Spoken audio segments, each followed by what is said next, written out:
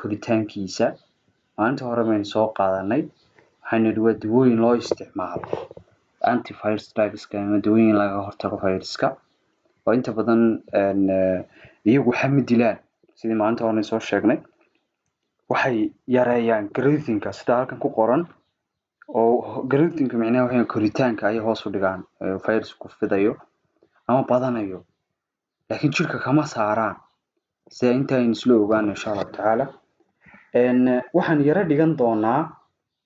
maalinta hore inta soo qaadanay wax ku saabsan dawooyinka oo sharaxaad badan soo bixinay. halkan waxaan ku yara fahansiin doonaa intaanan dawooyinka galin meelaha ay ka shaqeeyaan. iminka waxaan ma fahmi kartid laakiin waxaan kugu fahansiinayaa si yar oo fudud. intan waa selkii, intan halkan ku aragtaan waa selkii weeyaan. inta wareegaysan aad arkaysaan waa selkii weeyaan.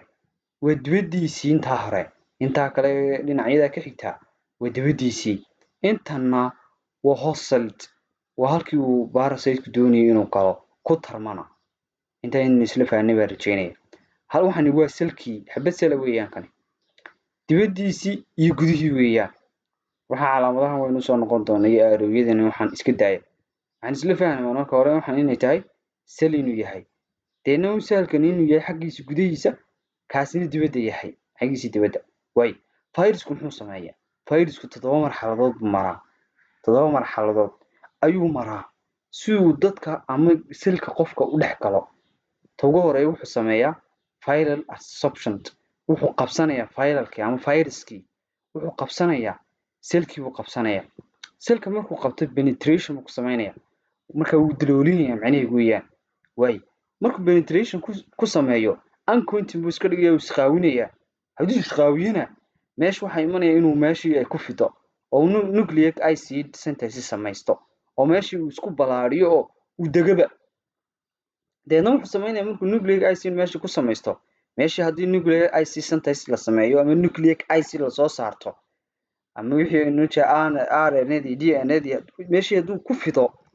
ama mid ka mid ah kuwaas ay samaysanto meesha waxa imanaya protein synthesis samaysan markaa in la samaysto protein uu samaysto. deena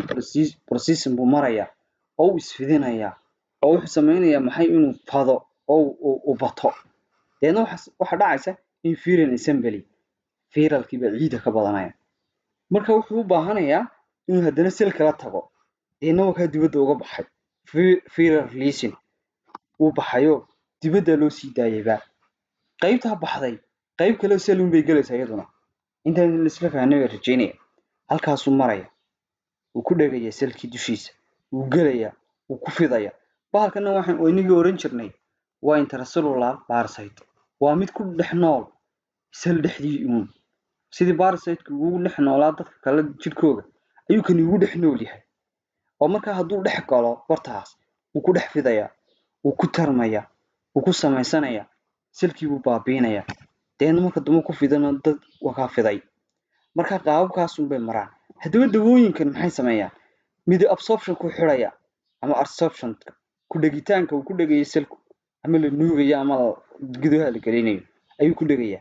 dawadaas ugu caansan marka waan dhigan doonaa. dawada markuu isqaawiyo xidha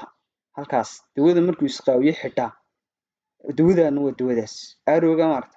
halkaas ku socda. arooyadaas ka daaya arooyada casas waxa weeyaan waa halku marayo kolba sidoo u baxaya ilaa halku tagayo. kuwa yarna waa la mid uun halku baxaya iyo halku tagayo weeyaan. kuwaas way kuwana waa halka calaamadahan waa calaamadaha dawooyinka xidhaya bartaas. mid waxa xidhaysa bartaas selku intaanu soo galin. midna waxa xidhaysa uncounting markuu isqaawinayo ayay xidhaysa. midna waxa xidhaysa markuu nucleic acid synthesis ka samaysanayo. midna waxa xidhaysa markuu protein inhibitors ka samaynayo. midna waxa xidhaysa marka la sii deynayo dibadda loo sii deynayo. ay buu xidhaysa selkii ayuu ku ekaanaya. marka haddii halka laga xidho selkii buu ku ekaanaya. marka inta ay la fahmo inoo soo soco marka maxaa dawooyin loo isticmaalaa? dawooyin kasta marka waxaan qaadan doonaa dawo kasta halkii xidhaysa. tusaale ahaan final penetration-ka kuwa xidha final penetration-ka marka uu gelinayo ama uu selka soo gelayo ama uu daloolinayo selka iyo marka ay isqaawinayo selku markuu virusku isqaawinayo uncounting samaynayo dawooyinka xidha waynu dhigan doonaa. dawooyinkaas waa maxay? waxa ugu caansan amantadine. amantadine ودوده ugu badan oo ugu caansan inta badan durigana aad loo isticmaala ama duriga aad ku daran la dhahay influenza A ayaa loo isticmaala maalintii hal mar baa la qaataa iyadoo maxay hal mar baa la qaadanaya hal mar ay dadka qofku dadka elderka dadka waaweyn hal mar bay qaadanayaan laakiin dadkan caadiga ah qaangaadhka ay twice daily bay qaadanayaan laba muxuu ahaayey laba waayo waxa laga baqayaa dadka waaweyn marka uu qaadanayo inay ku keento renal clearance inuu hoos u dhaco inaan la saarin dawada waayo maxay ka hortagtaa mechanismkayga waa sida halkaa ku xusan blocking penetration waxay xidhaa un dalooshanka iyo uncountiga intaas bay xidhaa markay blocking bay ku saantaa uncountiga processka waayo deena waxa dhacaysa meesha viruskii in la sii daayo uu yaraanaya oo wuxuu ku kaanaya un intii selka gudihiisa ah waayo asii socono inhibition baa lagu sameynayaa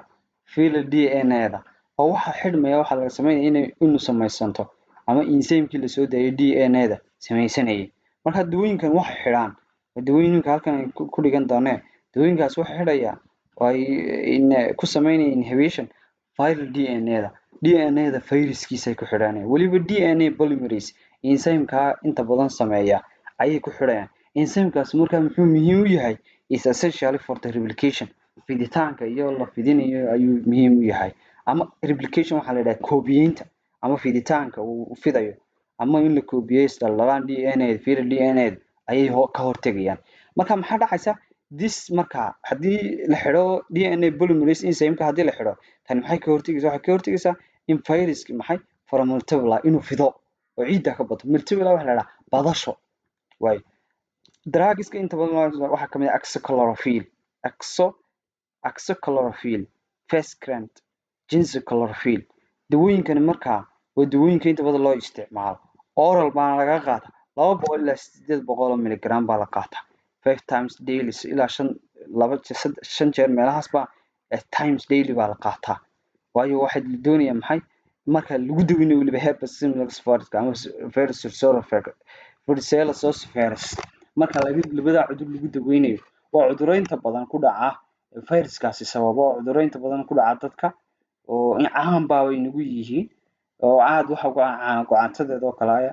aad bay kaas ugu yihiin way yareeyaan inta badan IV baa laga qaataa every 8 hours baa iyagana laga qaadan karaa 8 saacadood ba hal mar haddii infection ku severe yahay waayaha si socdo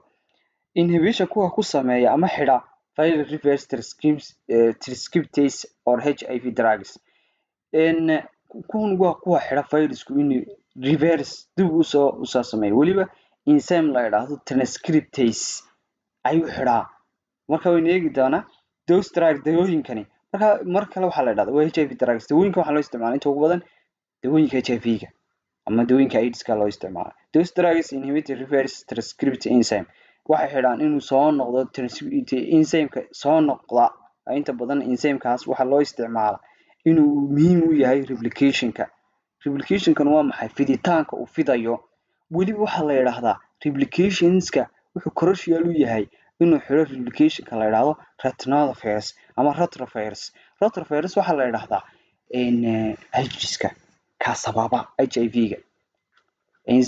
maalka sababa ama viruska sababa magaciisa rasmiga ah guriga ka tirsan waxa la yiraahdaa retrovirus baa la yiraahdaa retrovirus waxa la yiraahdo RV miyuu qabaa qofkaas marka aarta waxa loo soo gaabsay retrovirus fiidana virus retrovirus waxa la yiraahdaa RV qofkaas miyuu qabaa micnaha waxa weeyaan qofka HIV muu qabaa way CD14 300 mg bay ku tira waan iska dhaafin doonaa miligramyada idinka akhriyi doona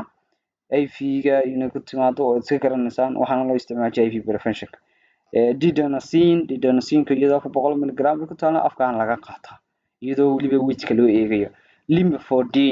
limifodin tama adultiga 300 mg ku yimaada hepatitis-ka iyo HIV-ga labadaba waa la isticmaalaa nifedipine ama nifedipine inta badan waxay ku timaadaa 200 mg orally Wednesday markii hal mar ba 14 dayski ayaa la qaadanaya oo inta badan 200 mg bay ku timaadaa waliba waxaan la qaadanayaa 2 jeer twice daily maalintii 2 jeer HIV-ga loo isticmaalaa nifedipine kaas marka iyadu way ka duwanta waxa la isticmaalayaa maxay oralka afka laga qaadanaya 14 days 14 cisho way aan si yar socono waliba way inhibition baa lagu sameynayaa viral aspirate protease ayaa waxaa lagu sameynaya inhibition qaybtaas ama enzymekaas lagu sameynayaa xidhitaan lagu sameynaya waa kuwii ka qayb qaadanaya maxay in ay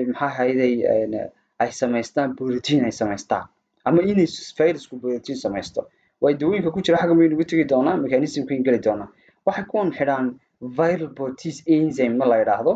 oo enzymekaas oo la yiraahdo viral protease enzyme kaas wuxuu muhiim u yahay which necessary wuxuu muhiim yahay for the cleavage kala jebinayo of the viral proteinska uu virus sameysanayo functional bonity ama functional protein uu ku shaqeynayo ama sidoo uu shaqeynayo proteinska ee cleavage lagu sameeyo tan waxa ka hortagaysaa inuu prevention waxa ka hortagaysaa ama prevention waxa ka hortagaysaa the maturation of the new viral particles inuu qaangaaro viruskii waxa kamid ah indinafir ka adda 600 mg baa lagu helaa HIV ga inta badan loo isticmaalo isaga ritonafir ka 600 mg afkana waa la qaadaa laba goorna waa la qaadanaya maalintii way siguanafir ku isagoo oral twice daily waa la qaadanaya way waxa la yiraahdaa nilnafir ama linanafir ku inta badan waxa laga qaataa 1 gram iyo 250 mg inta badan afka laga qaataa ama 750 buu ku yimaadaa 3 waqti waa la qaadanaya way intaan iska socono mechanism ama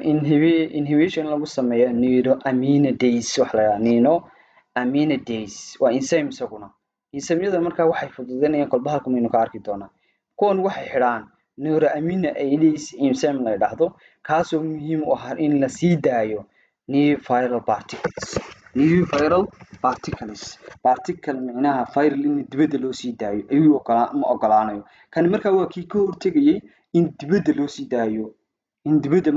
loo sii daayo oo uu ku dheekaado uu selka u galay way marka infected selka uu ka koobnaanaya in la sii daayo ma ogolaanayo marka wuxuu noqonayaa maxay viruskii ku jiray selka ama jirkeena ku jiray mid limited ah oo aan speed sameyn ama fidin dawooyinka maxaa kamid ah sinamafir ayaa kamid ah adultiga 700 mg u qaada qofka inhalation ayuu ku qaadan karaa 5 days meelaha inta badan waxa loo isticmaalaa dadka duriga influenza ama influenza duriga qaba asaltamafir waxa way inta badan 5 mg ku timaadaa 2 cishana la qaadanaya ama twice daily baa la qaadanaya inta badan influenza ayaa inta badan loo isticmaalaa prophylaxisna waa loo isticmaali karaa marka dawooyinkaas halkaas ay noogu soo dhamaadeen halkana waxaad ku eegi doontaa iyagoo ka gaaban iyagoo soo kooban oo iyo halka ay mechanismkoodu halka shaqada ka qabanayaan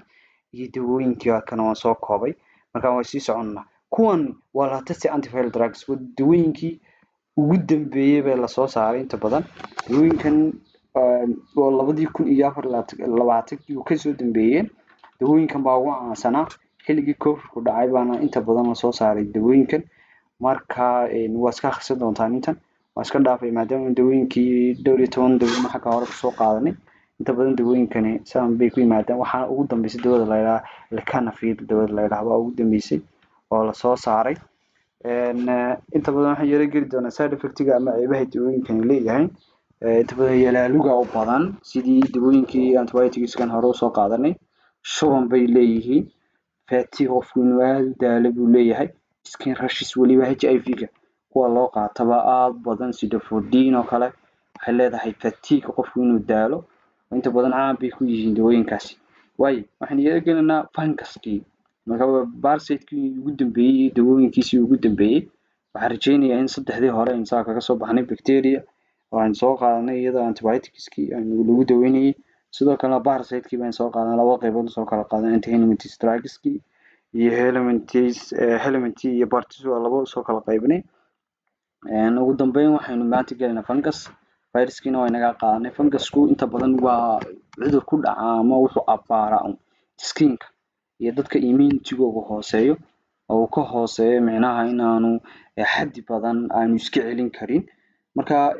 dawooyin loo isticmaalo buu leeyahay fungusku inta badan caguhu ku dhaca waa cambaarihii buu keenaa waxaan loo baahan yahay kan oo kale in aad wacyiga ugu hayso waayahay Een, maanta markaa inoogu joogo wixii ka dambeeya ayuu fangaska markaa geli doona insha Allah tacaala iyo casharada soo socda insha Allah.